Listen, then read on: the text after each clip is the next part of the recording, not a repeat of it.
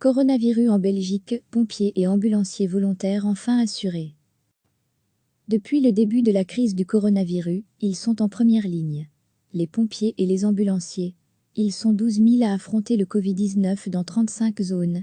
Et jusqu'à présent, les pompiers et ambulanciers volontaires travaillant pour les zones de secours n'étaient pas couverts par une assurance maladie professionnelle, explique le gouvernement. En leur octroyant une assurance maladie professionnelle, le gouvernement permet aux pompiers et ambulanciers d'avoir accès entre autres au remboursement des frais de soins de santé, à une indemnité pour incapacité de travail temporaire, en cas d'incapacité de minimum 15 jours, et éventuellement à une indemnité pour incapacité permanente.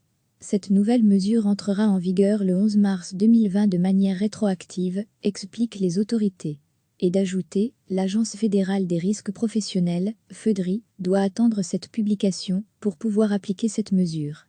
Les demandes d'indemnisation peuvent toutefois être introduites dès maintenant.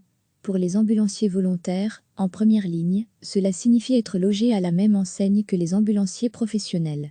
Retrouver tout notre dossier sur le coronavirus. Lire aussi, déconfinement, les réponses à toutes les questions que vous vous posez. Recevez chaque matin l'essentiel de l'actualité. Depuis le début de la crise du coronavirus, ils sont en première ligne. Les pompiers et les ambulanciers. Ils sont 12 000 à affronter le Covid-19 dans 35 zones. Et jusqu'à présent, les pompiers et ambulanciers volontaires travaillant pour les zones de secours n'étaient pas couverts par une assurance maladie professionnelle, explique le gouvernement.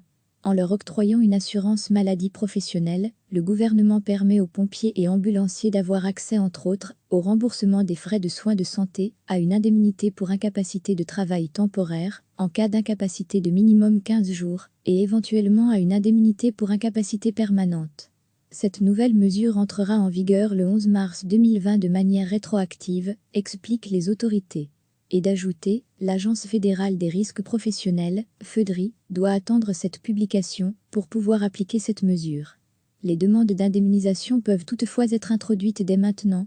Pour les ambulanciers volontaires, en première ligne, cela signifie être logés à la même enseigne que les ambulanciers professionnels.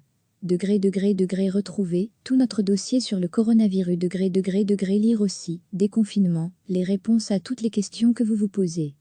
Cliquez sur s'abonner pour recevoir les dernières nouvelles.